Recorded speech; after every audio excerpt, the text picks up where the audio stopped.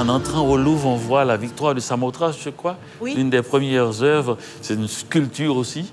Et là, brusquement, on a... C'est Jalousie. C'est Jalousie d'Élodie Barthélemy.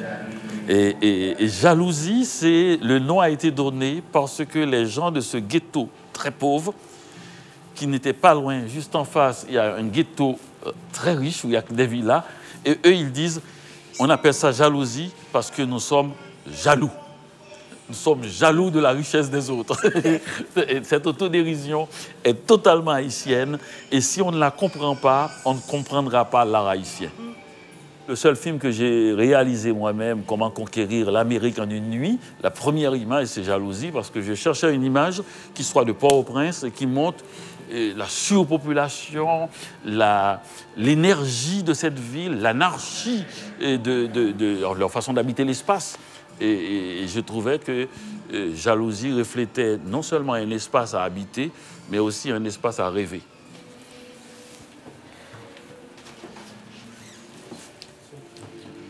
Legba, l'ouvri barrière pour moi.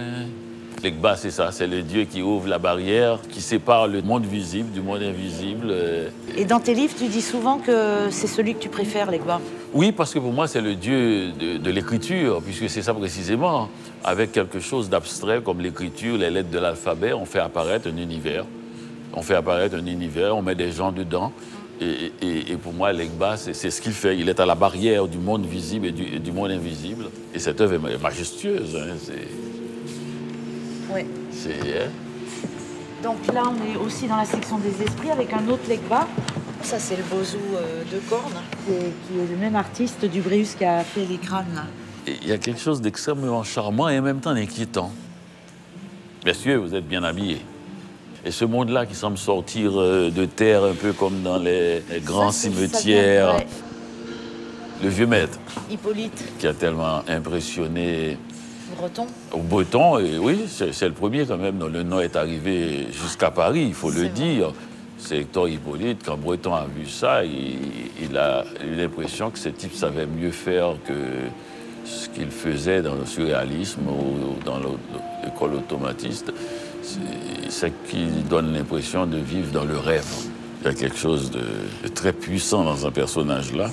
Malraux avait dit « Je voudrais faire des maisons de la culture parce que j'aimerais bien que des paysans puissent voir un jour un tableau de Braque et qu'ils ne rigolent pas. » Il va en Haïti, non seulement les paysans ne rigolent pas, mais c'est eux qui font les tableaux. Là, c'est une installation de tableaux de Mario Benjamin. Et ce sont des portraits d'anonymes. Mais là, il avait capté des visages à la télévision. Il peint tellement rapidement que c'est un flash comme ça de personnages, de situations. Les portraits est fait aussi par la vibration. Ah, je vois Jasmin Joseph avec le lapin. C'est ça. Le roi porté, il est pas mal. Eux, ils sortent les dents parce qu'ils doivent souffrir, ils portent tous les jours. Ah, ok. C'est l'énergie, bien sûr. C'est vrai que d'habitude, il n'y a jamais ça. Oui, jamais de questions sociales. C'est visiblement, on voit qu'il y en a en bas qui supportent l'édifice et qui doivent, pendant que le roi... Je ne l'ai jamais vu dans un regard social, Jasmin Joseph.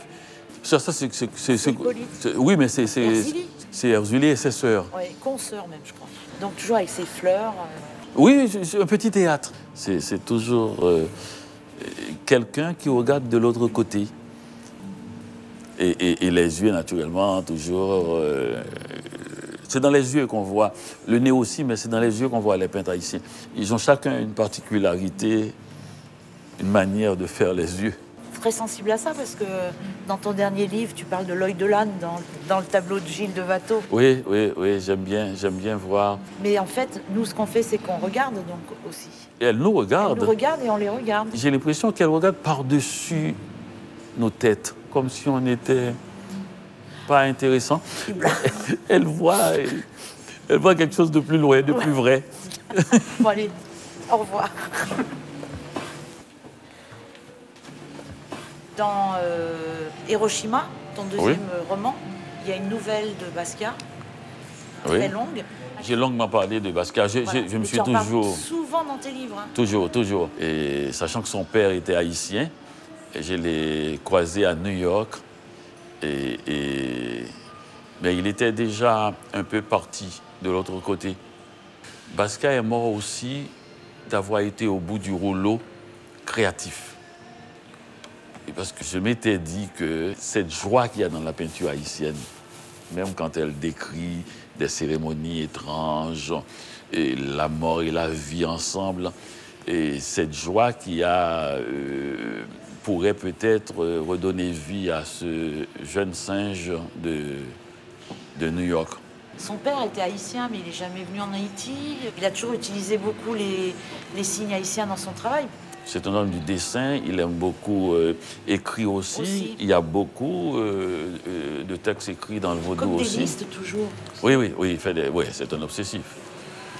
Et Hervé Télémaque a aussi des signes d'Haïti, mais ils sont plus subtils, donc les gens ne les repèrent pas aussi facilement que chez Basquiat, où c'est même écrit, c'est carrément écrit.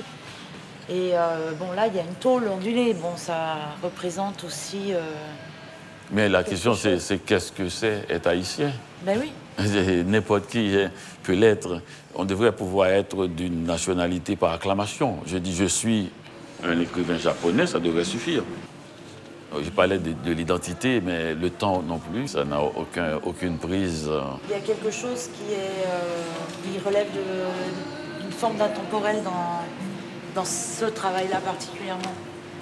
Mais en tout cas, qui dépasse l'identité proprement dite.